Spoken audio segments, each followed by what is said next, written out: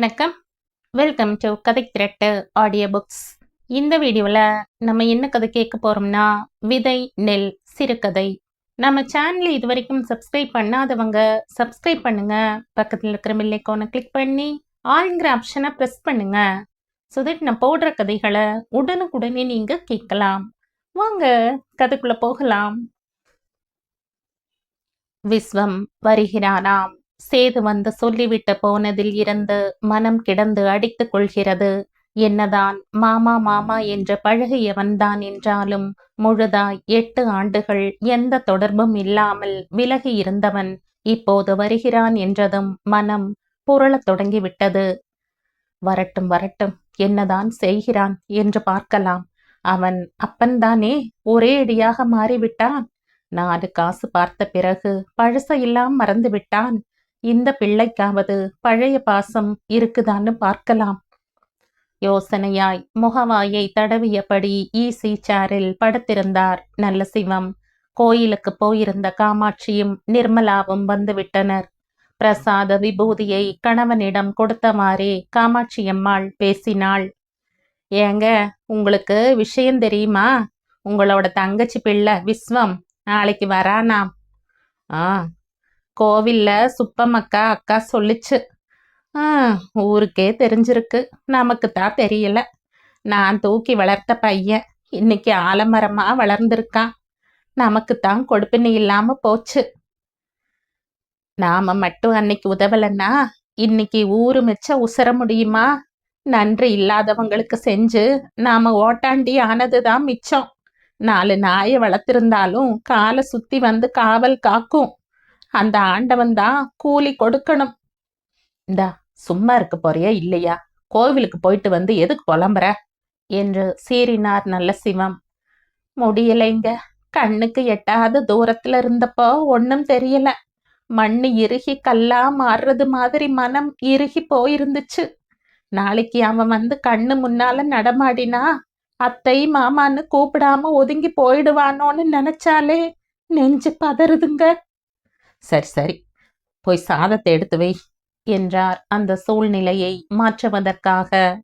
புலம்பியபடி காமாட்சி எழுந்திருக்க தேங்காய் பழத்தட்டோடு அடுக்கலைக்கு சென்று சுவர் ஓரமாய் நின்று கொண்டு விஸ்வத்தை பற்றி என்ன பேசுகின்றனர் என்று கவனித்து கொண்டிருந்த நிர்மலா அவசரமாய் விலகினாள்.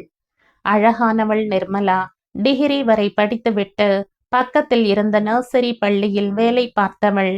அனுமதி பெறாத பள்ளி என்று அரசு மிரட்டியதால் பள்ளியை மூடிவிட இப்போது 2 மாதமாய் வீட்டில் இருக்கிறாள். விஸ்வத்தை விட 5 வயது இளையவள். அன்பாய் அனுசரணையாய் வளர்க்கப்பட்டவள். அந்தஸ்து காரணமாக 2 குடும்பமும் பிரிந்திருந்தாலும் மனதிற்குள் விஸ்வத்தை வரைந்து வைத்து ரசிப்பவள். விஸ்வம் வருகிறான் என்ற செய்தி கேட்டதில் இருந்து மிதப்பவள். நல்ல சிவம் பெயருக்கேற்றபடி நல்ல மனிதர். தொடக்கப்பள்ளி ஆசிரியராகவே இருந்து ரிட்டையர்டு ஆனவர். இறந்த காடு கழனியை விற்று முதல் பெண் லட்சுமியை மும்பை மாப்பிள்ளைக்கு கட்டி கொடுத்தார். ரிட்டையர்டு பணம் மூலம் 2வது பெண்ணையும் நல்ல இடமாக பார்த்து கரை ஏற்றினார். இப்போது நிர்மலா. சொற்பமான பென்ஷனில் 3 பேர் வாழ்க்கையோட சும்மா இருக்காமல் அவளை நர்சரி ஸ்கூலுக்கு அனுப்பியவர். தானும் 4 கடைகளுக்கு கணக்குகள் எழுதி கொடுத்து காலத்தை ஓட்டி கொண்டிருப்பவர். இந்த வீடு ஒன்றுதான் தற்போதைய ஒரே சொத்து, வேறு இல்லை. நிர்மலாவுக்கு வழி பண்ண வேண்டும். முறை பையனாக விஸ்வம் இருந்தாலும் அவர்களின் அந்தஸ்து வேறு. மலைக்கும் மடுவுக்கும் உள்ள வித்தியாசம். விஸ்வத்தின் அப்பா ராமநாதன் ஒப்புக்கொள்ள மாட்டான். பின்ன வெளிநாட்டில் கை நிறைய சம்பாதிக்கும் பிள்ளைக்கு, அதுவும் ஒரே மகனுக்கு நிர்மலாவையா கட்டி வைப்பான்? இத்தனைக்கும் விஸ்வத்திற்கு படிப்பு முடிந்த கையோடு வெளிநாட்டு கம்பெனி ஒன்றில் வேலை வாங்கி தந்தவர் நல்ல சிவம்தான். அப்போது அவர் குடும்பம் பொருளாதார ரீதியாக உயர்ந்திருந்தது. என் மருமகனுக்கு செய்யாம யாருக்கு செய்யறது என்று வாரி வாரி கொடுத்தார் நல்ல சிவம். வெளிநாடு போய் விஸ்வம் சம்பாதிக்க தொடங்கியதும் நிலைமை மாறத் தொடங்கியது. நல்ல சிவமும் தன் 2 பெண்களின் திருமணத்தை நடத்தி முடிக்க காலச்சக்கரம் அவரை கீழேயும் ராமநாதனை மேலேயுமாக சுழற்றியது. பணம் வந்தால் குணம் மாறும் என்பதற்கு ஏற்ப ராமநாதனும் மாறிப்போனார். கொஞ்சம் கொஞ்சமாக நல்ல சிவம் குடும்பத்தை புறக்கணித்தார். காசு கண்ணை மறைத்தது. நல்ல சிவமும் ரோஷத்தோடு இருந்து விட்டார். இங்கு 2 பேருக்கு விரிசல் விழுந்து அது கோடாகி பின் சுவராய் எழும்பி உறவுகளை மறைத்து நின்ற விஷயம் விஸ்வத்துக்கு தெரியுமோ என்னவோ. ஆரம்பத்தில் ஓரிரு ஆண்டுகள் கடிதம் எழுதினான். பின்னர் அதுவும் நின்று போயிற்று. எல்லாம் பழங்கதை. பெருமூச்சுடன் எழுந்த நல்ல சிவம் கை கழுவிக்கொண்டு சாப்பிட உட்கார்ந்தார். பரிமாறினாள் காமாட்சி. நீயும் வாயேண்டி என்று அழைக்க நிர்மலாவும் வந்து உட்கார்ந்து கொண்டாள். அவளுக்கும் சாதம் எடுத்து வைக்க காமாட்சி மெதுவாக கேட்டாள், ஏங்க, நம்ம நிர்மலாவுக்கு வேற ஒரு நல்ல வேலை பார்க்க வேண்டியதுதான். நம்ம சேதுகிட்ட சொல்லியிருக்க, நடக்கும் என்றார் நல்ல சிவம். அது இல்லைங்க என்றவளை கை அமர்த்தி தடுத்தவர், தெரியும், எதுவும் நடக்கிற போது நடக்கும். வீணா எந்த ஆசையையும் யாரும் வளர்த்துக்க வேண்டாம். எது நடக்க முடியுமோ அதைத்தான் யோசிக்கணும் என்றவர். ஆழ அமுக்கி முகக்கெனும் ஆழ்கடல் நீர் நாளை முகவாது தோழி என்ற ஔவையின் பாடலை பாடியபடி கை கழுவிக்கொண்டு எழுந்தார். சாப்பிட்டுட்டு படுங்க, நான் பெருமாள் கோவில் வரைக்கும் போயிட்டு வந்துடுறேன் என்று துண்டை எடுத்துக்கொண்டு வெளியேறினார். என்னடி சாதத்தை போட்டு ஏன் அலையிற? வேண்டாம்னா போய் கையலம்பு என்றாள் காமாட்சி. தினமும் காலையில் செய்யும் பூஜையை முடித்துவிட்டு ஈசி சேரில் வந்து உட்கார்ந்தார் நல்ல சிவம். வேயுரு தோழி பங்கன் விடமுண்ட கண்டன் என்ற வாய் மட்டும் முணுமுணுக்க மனம் வேறு பாதையில் ஓடத் தொடங்கியது. விஸ்வம் வந்திருப்பானோ? கையில் காஃபியை ஆற்றியபடி வந்த நிர்மலாவை பார்த்து கேட்டார், என்னம்மா, அம்மா இல்லையா? இல்லப்பா, கோவிலுக்கு போயிருக்காங்க என்றாள் நிர்மலா. கடவுள் உன்னோட கல்யாணத்தை மட்டும் முடிச்சு கொடுத்தாருன்னா அதுவே போதும். ஏதோ இந்த மட்டும் சாப்பாட்டுக்கு குறையில்லாம வச்சிருக்கானேன்னு சந்தோஷப்பட்டுக்கணுமா என்றார் நல்ல சிவம். அப்போது படபடவென்று ஆட்டோ ஒன்று வந்து நிற்க அதில் இருந்து இறங்கினாள் காமாட்சி. அவளை கை தாங்கலாக பிடித்து கொண்டு இன்னும் 2 பெண்கள் இறங்க ஓடிப்போய், என்னாச்சுமா என்றாள் நிர்மலா. யாரோ கோயில்ல எண்ணெயை கொட்டிட்டாங்க போல இருக்கு. வழுக்கி விழ பார்த்து தூணை பிடிச்சுக்கிட்டேன். கால் பாதம் பிசகி போச்சு. தரையில ஊன முடியல என்றாள் காமாட்சி. பாயை எடுத்து போட்டு அதில் உட்கார வைத்தனர். நடக்கிற பாதையிலையும் நினைக்கிற நினப்புலையும் கவனம் இருந்தா எந்த கஷ்டமும் இல்ல, எதுவும் பிசகாது. உன்னை யாரு காலையிலேயே கோயிலுக்கு போக சொன்னா? சாயங்காலம் தானே போவ என்றார் நல்ல சிவம். மனசு சரியில்லைங்க, ஏதோ என்று தொடங்கி பேச முற்பட்ட அவளை கை அமர்த்தினார். உதவிக்கு வந்தவர்களை அனுப்பிவிட்டு கதவை சாத்திவிட்டு வந்த நிர்மலா காஃபி கொண்டு வர உள்ளே போனாள். அப்போதுதான் கதவை திறந்து கொண்டு உள்ளே நுழைந்தான் விஸ்வம். திகைத்து போயினர் நல்ல சிவமும் காமாட்சியும். வாப்பா விஸ்வம் என்ற ஒரே குரலில் சொல்ல வேகமாய் வந்து நல்ல சிவத்தை தழுவி கொண்டான் விஸ்வம். எப்படி இருக்கீங்க மாமா? உங்க உடம்புக்கு என்ன அத்தை என்றான். ஒண்ணுமில்லப்பா, கோயிலுக்கு போய் காலை உடைச்சுக்கிட்டு வந்திருக்கா. அது இருக்கட்டும், நீ எப்படி இருக்க? உன் வேலையெல்லாம் எப்படி என்றார். எனக்கு என்ன மாமா, நல்லாத்தான் இருக்கேன். இங்க வந்த பிறகுதான் ஏன் வந்தோம்னு ஆயிட்டது. என்னப்பா சொல்ற என்றார் நல்ல சிவம். ஆமா மாமா, விடியற் காலம் வந்ததும் உடனே இங்க வர கிளம்பின. அப்பா தடுத்தார். அம்மாவால ஒன்னும் சொல்ல முடியல, அழுவுறாங்க. ஏன்னு கேட்டதுல ஆரம்பிச்சு ஒரே சண்டையாயிருச்சு மாமா. அப்பப்போ லெட்டர்ல எழுதினாலும் நேர்ல கேக்குறப்போ ரொம்ப கஷ்டமா இருக்கு மாமா. இன்னைக்கு நாங்க நல்லா இருக்கோம்னா அதுக்கு காரணம் நீங்க தானே மாமா. நன்றியை மறந்து நடந்துக்க அப்பாவால எப்படி மாமா முடியுது? அதுவும் இல்லாம உறவுன்னு சொல்லிக்க உங்களை விட்டா வேறு யார் மாமா இருக்கா? பெரிய அந்தஸ்தாம் தகுதியாம் அப்பாவுக்கு ஏன் அத்தை இப்படி புத்தி கேட்டு போச்சு என்றான் விஸ்வம். நிர்மலா எங்க மாமா என்றான். வெளியே வந்து, வாங்கத்தா என்றாள் நிர்மலா. காமாட்சிக்கு போட்ட காஃபியை கொடுத்தாள். நிர்மலாவை நேராக பார்த்தவன் கை நீட்டி வாங்கி கொண்டான். மனம் புழுங்கினாலும் ஆஹா, நிர்மலாவா இது என்று குதித்தது. சூழ்நிலையின் இறுக்கத்தை மாற்றி என்ன பேசுவது என்று யாருக்கும் புரியவில்லை. விஸ்வமே கேட்டான். ஏமாமா, நிர்மலாவ எனக்கு கல்யாணம் பண்ணி கொடுப்பீங்க தானே? நேரடியான ராக்கெட் வேக கேள்வியால் 3 பேருமே அதிர்ந்தனர். நிர்மலாவின் மனதில் பட்டாம்பூச்சிகள் பறந்தன. 1 நிமிட நேரத்துக்கு பிறகு கேட்டான். என்ன மாமா, பதிலையே காணோம். என்னதான் நமக்குள்ள பிரச்சனை? தெரியலப்பா. பிறகு ஏன் ஒதுங்கி ஒதுங்கி போறீங்க? யார், நாங்களா என்றாள் காமாட்சி. குரல் தழுதழுத்திருந்தது. இத பார் விஸ்வம், பிரச்சனைன்னு எதுவும் இல்ல, இருக்கிறதாகவும் நான் நினைக்கல. எனக்கு இப்போ நேரம் சரியில்லை. கையில 4 காசு கிடையாது. மரம் பழுத்தால் வவ்வால கூவி அழைக்க வேண்டியதில்ல. இப்ப தனிமரமா ஆயிட்டோம். அந்தஸ்து மாறி போச்சு.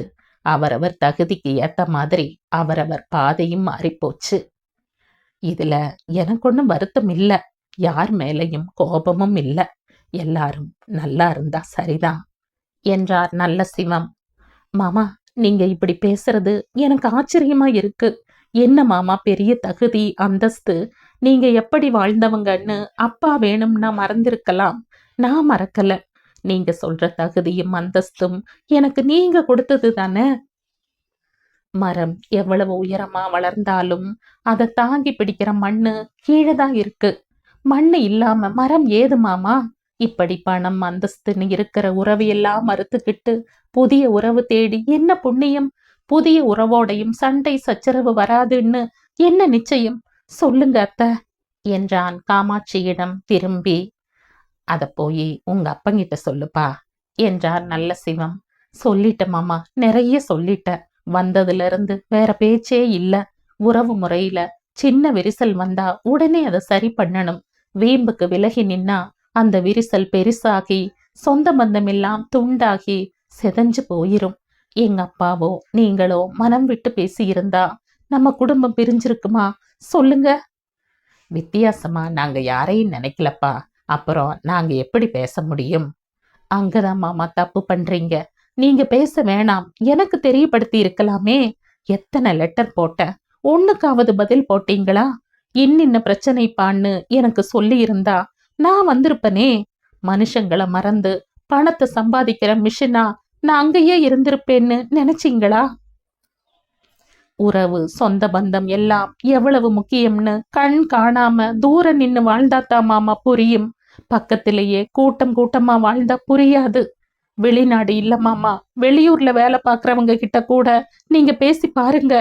அவங்களெல்லாம் குடும்பம் உறவு சொந்தம்னு எவ்வளவு ஆசைகளை மனசுக்குள்ள அடைச்சு வச்சிருப்பாங்கன்ட்டு புரியும். இதெல்லாம் எங்க அப்பாவுக்கு புரியல மாமா என்ற விஸ்வம் தேம்பினான். சரி விடு, இப்ப என்ன, குடும்பம் ஒண்ணு சேரணும், அவ்வளவுதானே. நான் வந்து ராமநாதனை பார்க்கறேன் என்றார் நல்ல சிவம். அப்போது கதவு திறக்கும் ஓசை கேட்க எல்லோரும் திரும்பி பார்த்தனர். ராமநாதனும் கல்யாணியும் உள்ளே வந்து வார்த்தை வராமல் நிற்க, வாங்க என்றாள் காமாட்சி பொதுவாக. ராமநாதன் பேசினார். நல்ல சிவத்தின் கைகளை பற்றி இருந்தார். அத்தா, என்ன மன்னிச்சிடுங்க. காலையில விஸ்வம் வந்த உடனே அவங்கிட்ட சண்டை போட்டப்ப கூட என் மனசு மாறல. அவனை கூட்டி போக இங்க வந்து வெளியே நின்னுட்டு இருந்தப்பதான் என் புத்தி கேட்டுச்சு. நீங்கள் எல்லாம் பேசினதை கேட்டேன். அப்பனுக்கு பாடம் சொன்ன முருகன் மாதிரி எனக்குள்ள அழிஞ்சிட்டு இருந்த என்ன வெளியே கொண்டு வந்துட்டான் விஸ்வம். பாசி மூடி இருந்த என் மூளைய சுத்தம் பண்ணிட்டான். ராமநாதா, என்னதான் கால சூழலாலையும் நாகரிகத்தாலையும் நம்மோட வாழ்க்கை முறை மாறினாலும் அடி மனசுல நம்ம குடும்ப கலாச்சாரத்தோட வேர்கள் இன்னமும் ஈரோட தான் இருக்கு. அதனாலதான் வெளிநாட்டுல வாழற இந்தியர்கள் கூட தங்களோட குழந்தைகளை இந்த தாய் மண்ணோட சூழல்ல வளர்க்க விரும்பி திரும்பி வராங்க. மனசுல உறுதியும் ஒருவித கட்டுப்பாடும் இருந்தா, நம்ம கலாச்சார உணர்வுகளை புரிஞ்சுக்கிட்டா, விஸ்வம் மாதிரி வெளிநாட்டுல வேலை செஞ்சாலும் நம்ம பண்பாட்டை காப்பாத்த யாராலும் முடியும். காசு பணத்தை பெருசா நினைக்காம உறவை மதிச்சு வந்தாம் பாரு, அந்த குணம்தான் பெருசு. நான் கூட சந்தேகப்பட்டேன். விஸ்வம் மாறி இருப்பானோன்னு. மாறல, பழைய விஸ்வமா தான் திரும்பி வந்திருக்கான். அவன் நான் தூக்கி வளர்த்த புள்ளைங்க என்றாள் காமாட்சி. உண்மைதான், நாங்க அவனை பெற்றிருந்தாலும் அன்பையும் ஆதரவையும் காட்டி பாசத்தை ஊட்டி வளர்த்தது நீங்க தானே. நடுவுல ஒரு காரணமும் இல்லாம நாங்க தான் கண்ணை மூடிக்கிட்டு போன மாதிரி வாழ்ந்துட்டோம். நாம நினைச்சாலும் மாறாத பழக்க வழக்கங்களும் மாத்திக்க முடியாத உணர்வுகளும் எண்ணங்களும் நம்ம கிட்ட இருக்கு. அதெல்லாம் விதை நெல் மாதிரி தரமானதா பிரிச்செடுத்து தனியா அடுக்கி வச்சு பாதுகாக்கிற விதை நெல் மாதிரின்னு இப்ப நான் புரிஞ்சுக்கிட்டேன். நல்ல வேளையா அது விஸ்வத்துக்கிட்ட நிறையவே இருக்கு என்றார் ராமநாதன். நல்லா சொன்னப்பா. அதுல இன்னொரு விஷயம் பாரு, விதை நெல் மாதிரி நம்ம கலாச்சார உணர்வுகள் இருந்தா மட்டும் போதுமா? நல்ல விளைநிலமா இருக்கிறது எது தெரியுமா? நம்ம வாழ்க்கைதான். வாழ்க்கையில அதையெல்லாம் கடைபிடிக்கிறது தான் முக்கியம். அதுதான் நம்ம மண்ணுக்கு பெருமை. வெறும் 5க்கும் 10க்கும் அடிதடி கோர்ட்டு கேஸுன்னு அலையிற இந்த காலத்துல உறவுதான் முக்கியம்னு நினைக்கிற விஸ்வம் மட்டுமில்ல, அவனை மாதிரி நல்ல மனுஷன் எல்லாம் நம்ம உண்மையான சொத்து. இதத்தான் நாமெல்லாம் அடுத்த தலைமுறைக்கு சொல்லி கொடுக்கணும் என்றார் நல்ல சிவம். கண்களில் துளித்த நீரை துடைத்து கொண்டார் ராமநாதன். எல்லாரும் சாப்பிடலாம் என்ற நிர்மலாவின் குரல் கேட்டு மருமகளை காண வேகமாக எழுந்தாள் கல்யாணி. அருகில் இருந்த விஸ்வத்தின் மனமும் குதித்தபடி அவளை முந்திக் கொண்டு ஓடியது.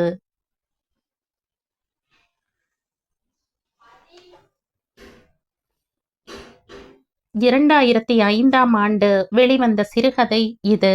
இந்த கதை உங்களுக்கு பிடிச்சிருந்தா லைக் பண்ணுங்க, ஷேர் பண்ணுங்க, சப்ஸ்கிரைப் பண்ணுங்க. மற்றும் ஒரு இன்ட்ரெஸ்டிங்கான கதையோட அடுத்த வீடியோல சந்திப்போம்.